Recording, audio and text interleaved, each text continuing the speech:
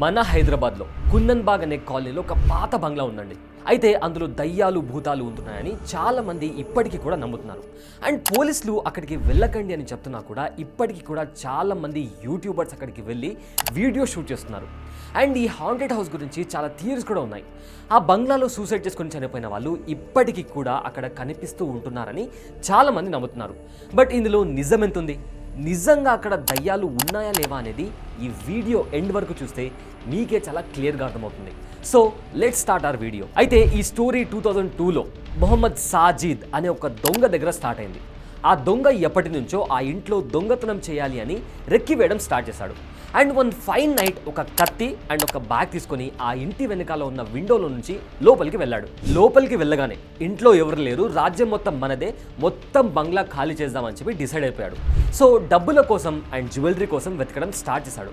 But first ఫ్లోర్లో అతనికి ఏం దొరకలేదు. సో పైన బెడ్రూమ్లోకి వెళ్ళి అక్కడ వెతుకుదామని చెప్పి డిసైడ్ అయ్యాడు. అండ్ బై ఛాన్స్ అక్కడ ఎవరైనా ఉంటే కత్తితో వాళ్ళని చంపేద్దామని కూడా డిసైడ్ అయి పైకి వెళ్ళిపోయాడు.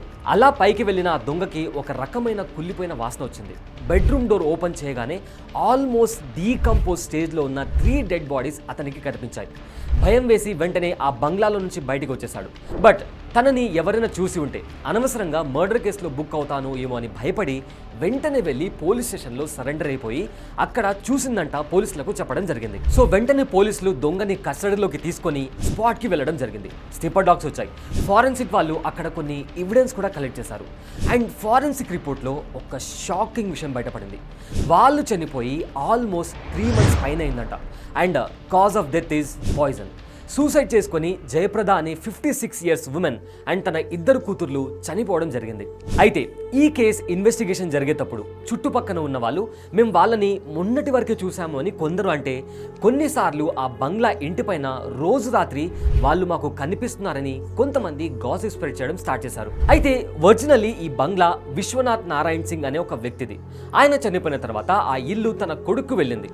అతనికి ఆ ఇంట్లో ఉండడం ఇష్టం లేక ఇల్లు రెంట్కి ఇచ్చి అబ్రాడ్కి వెళ్ళిపోయాడు. అలా రెంట్కి వచ్చిన ఫ్యామిలీయే ఈ స్టోరీలో సూసైడ్ చేసుకున్న ముగ్గురు. అయితే ఈ స్టోరీ సూసైడ్ తో ఎండ్ అయిపోలేదండి. 2002లో ఒక కన్స్ట్రక్షన్ కంపెనీ ఈ బంగ్లాని పర్చేస్ చేసి దాన్ని రెనోవేట్ చేయాలి అని అనుకుంది.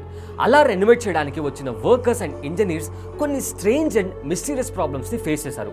లైక్ వాళ్ళు తెచ్చుకున్న వస్తువులు మాయమైపోవడం, సంబంధం లేకుండా వైరల్ ఫీవర్ రావడం, ఇలా రకరకాల ప్రాబ్లమ్స్ ని ఫేస్ చేస్తూ ఒకరోజు మేమిక్కడ వర్క్ చేయలేము అని బంగ్లాని వదిలేసి వెళ్ళిపోయారు.